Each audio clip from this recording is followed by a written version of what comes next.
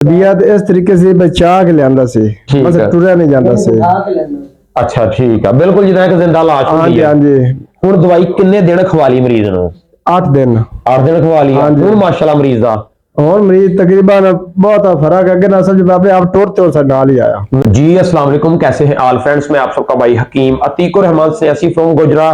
दोस्तों आज मेरे साथ एक और न्यू पेशेंट मौजूद है। शौकत अली इनका नाम है। अल्हम्दुलिल्लाह सिर्फ एक हफ्ता इनको मेडिसिन खिलाई है। फालिज का मसला, सिर्फ एक हफ्ता मेडिसिन खिलाई है। अल्हम्दुलिल्लाह इनका रिव्यू लेते हैं, फिर आपके साथ मजीद ऐड करते हैं। पंजाबी दी एक जनाब कहावत आ, तुसी सरकार अपनी कवरे पैना, ਅਸੀਂ अपनी कवरे पैना। गल गलत ਦਾ फायदा कोई नहीं ਹੁੰਦਾ। ਇਹ ਦੱਸੋ ਜਦੋਂ ਬਜ਼ੁਰਗ ਮੇਰੇ ਕੋਲ ਲੈ ਕੇ ਆਏ ਸੀ हाँ जी। ਉਦੋਂ ਕੀ ਕੰਡੀਸ਼ਨ ਸੀ, ਤਬੀਅਤ ਕਿਸ ਤਰ੍ਹਾਂ ਦੀ ਸੀ? तबीयत इस तरीके से बचा के लियांदा सी, ठीक बस है। टुरिया नहीं जांदा सी।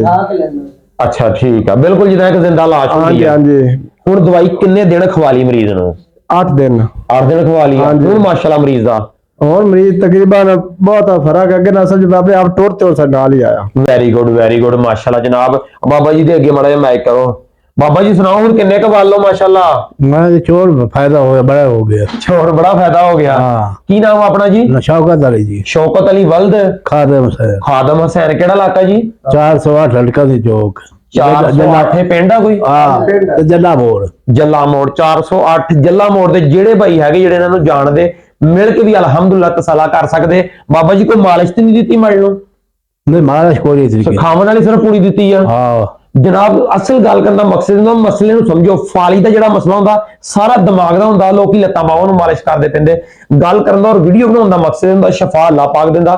ਬੰਦੇ ਕੋ ਕੁਛ ਨਹੀਂ, ਮਸਲੇ ਨੂੰ ਸਮਝੋ, ਉਹਦੇ ਮੁਤਾਬਕ ਮੈਡੀਸਨ ਦੋ। ਅਲਹਮਦੁਲਿल्लाह ਭਾਵੇਂ 20 ਸਾਲ ਪੁਰਾਣਾ ਮਸਲਾ ਹੋਵੇ, ਅੱਲਾਹ ਦੀ ਜ਼ਾਤ ਪਾਕ ਫਜ਼ਲ ਹੀ ਫਜ਼ਲ ਕਰ ਦਿੰਦੀ। ਬਹੁਤ ਸ਼ੁਕਰੀਆ, ਥੈਂਕ ਯੂ, अस्सलाम।